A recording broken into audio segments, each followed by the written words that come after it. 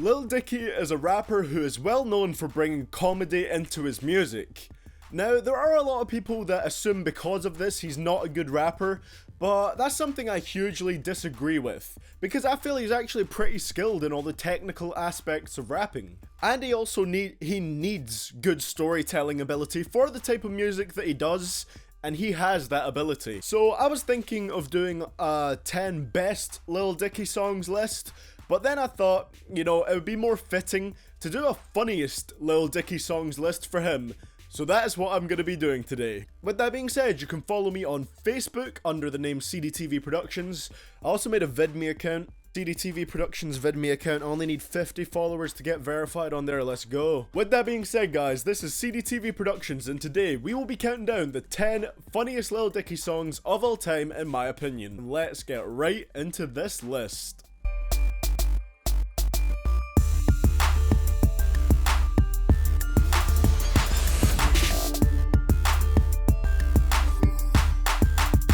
And at number 10, we have Personality featuring T-Pain.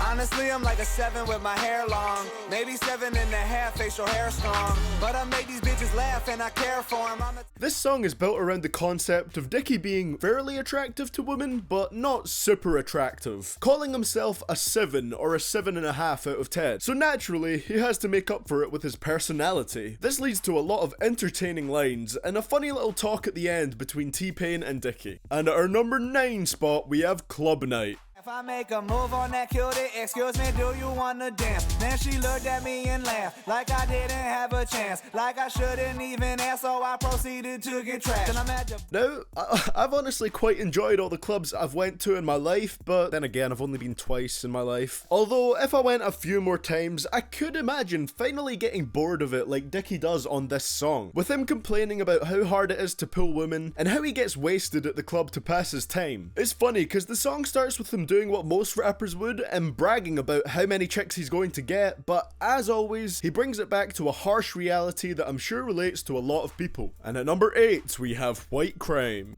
But we just keep it on the low, for example, walking to the movie with my pants full, Twix, bag of chips, plus a Snapple, stealing all the shampoos from the hotels, pretty bathrooms, cheating, I've been peeking in the classroom. This song just makes me laugh because of all like the minor things that Dicky lists as white crime. I mean, that is the concept. Over a very simplistic beat, he describes some really horrific acts like stealing other people's Wi-Fi and jaywalking. The fact that he also delivers this in a very serious tone of voice makes it all the more hilarious. And at our number 7 spot, we have Too High. And I was trying to get a little buzz, so I took a little puff, but I think I'm way too high. And I ain't want to come off like a bitch, so I took another hit, but I think my brain's too fried. Now, when I first heard Look At Me by XXX Tickle My Balls, I spent ages wondering where I'd first heard the sample used on it. Then I realised it was from this song, where Dicky details his incredibly paranoid thoughts when he gets too high. Some of the weird, random topics he meanders into are really amusing, such as how silly the script for the movie Avatar is. It's pretty much just a song full of stoner thoughts. At number 6, we have Save That Money featuring Fetty and Rich Homie Quan. Rat gang got it all wrong. We ain't about to go spend money just to flex on it. We ain't really got a liar. I'm a type of It was really interesting to see rappers like Fetty and Quan on a song that's about saving money, as they're usually rapping about making and spending it, but I guess that's the irony of the song right there. This is just how it sounds. It's a song about how Dicky goes out of his way to avoid spending any extra cents. I also like how he stopped Rich Homie Quan halfway through his verse and asked what his verse actually had to do with saving money. Not only is it funny, but it is also one of Dicky's catchiest songs. And at number 5, we have White Dude. Me and the crew are really doing everything that we like to. Man, it's a damn good day to be a white dude. Yeah, it's little D.I. in this bitch. How happy that I'm white, but relieved I I don't know if people are offended by this song, like, I don't think they should be, but then again, I am white and a dude. This song is kind of aimed at me. Dicky pretty much comedically describes on this track why he's happy he's not female, and the benefits he feels he has because he's white. It really, from that description, it sounds like it could have came off as a horrible song, but it has a really tongue-in-cheek feel to it that stops it sounding offensive. And at number 4, we have Let Me Freak plus Let Me Freak For Real Though.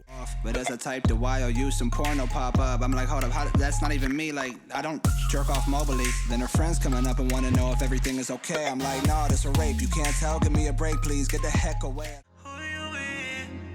What's your policy on birth control? When were you last tested, girl, I gotta know.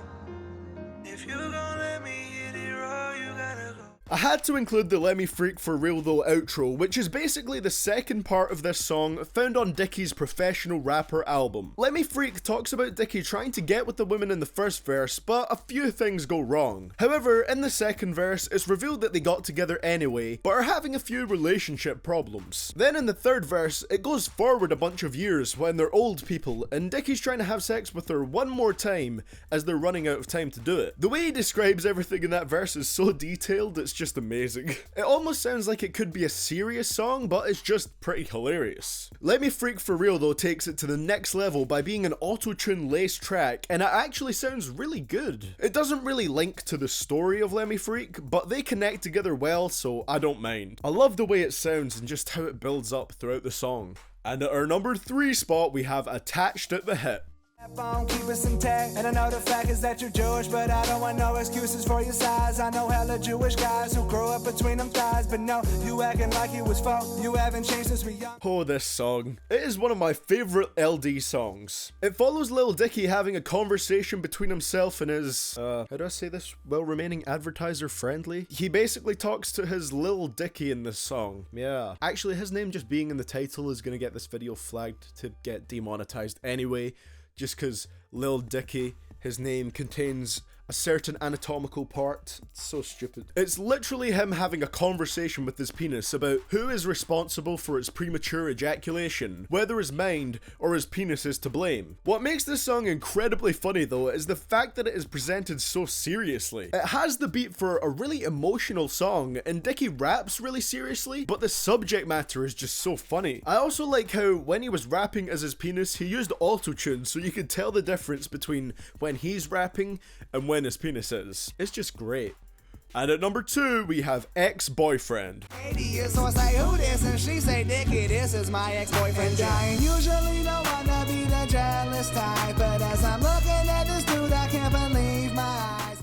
I'm not too sure, but I'm almost certain that this is the song that Dicky really blew up off of. It describes when Dicky's girlfriend bumps into her ex-boyfriend on the street, and Dicky gets pretty paranoid when he sees how attractive and basically perfect her ex-boyfriend is. He starts to have an internal conflict about whether or not his girlfriend will leave him now to be back with this perfect specimen of a man. And it gets even worse when he sees how big the man's genitals are when they're both using the urinal, as you do. However, the twist at the end is that the girl has never had sex with her ex-boyfriend, and she doesn't want to get back with him because they dated back in the 2nd grade. After that, Dicky and his girlfriend go back to Dicky's house and have a good time. And at number 1, in what I personally think is the funniest Lil Dicky song ever released, we have Pillow Talking. But now we not tracking them down, we just breed them to eat, that's disgusting. Hey, you should honestly read on the subject. Alright, hold up. Just because we not running around with a bow and arrow doesn't mean we not hunting these chickens. We just at the place to do our hunting. I genuinely think Dicky is one of the very few people who could make a 10-minute long song so fun to listen to. I thought it would be a challenge to make it through this song when I first heard it, but it wasn't at all. The title explains it perfectly. It's about Dicky making conversation with a girl after they've had sex. The conversations go to some brilliant places, and a lot of them could also be described as stoner thoughts. He asks her questions about the aliens, question why she's a vegetarian, and features a hilarious appearance from Lil Dicky's brain. I want to see more features from Brain in the future. Yes, he actually raps as his own brain. You'd think being as long as it is, the conversations would start seeming really random and pointless, but he actually flows perfectly from one point to the the next. It's all very well connected. I wasn't sure about putting this at my #1 spot, but then, in combination with the music video, this is definitely his funniest and most relatable song to me. Well guys, that is going to be it for the video today. Thank you so much for watching. Hopefully this goddamn camera manages to focus on my face today. Hopefully there's not too much light. Hopefully the image isn't overexposed. Hopefully it's not underexposed, okay? This is like the 4th time I've used this camera. I don't know what I'm doing with it, guys, okay? I'm just trying to figure it out. So there will be a bit of a feeling out process. I'm not sure how good this one will look. Kicked it back up to 1080p just to experiment a little bit. Tell your friends about the video, share it out there, do all that good stuff that helps me and helps everyone, because if I'm being helped, then you're being helped because I'm making content and then we're all smiling. You can probably tell I'm tired. I'm just tired right now. It's because of this, I just got the monetization icons on YouTube and I was up all night appealing all the ones that were demonetized. Then, once that was finished, I was up all night because I was thinking about, will they accept the appeal, will they reject the appeal? Then I woke up literally 3 hours later because I was worrying about the appeal. I had dreams about demonetizations. Who knows? So far I've managed to get 21 videos remonetized, which is great. Just 20 more to go. You can follow me on my social media to hear all about that.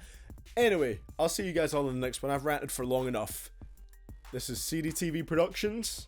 Signing out.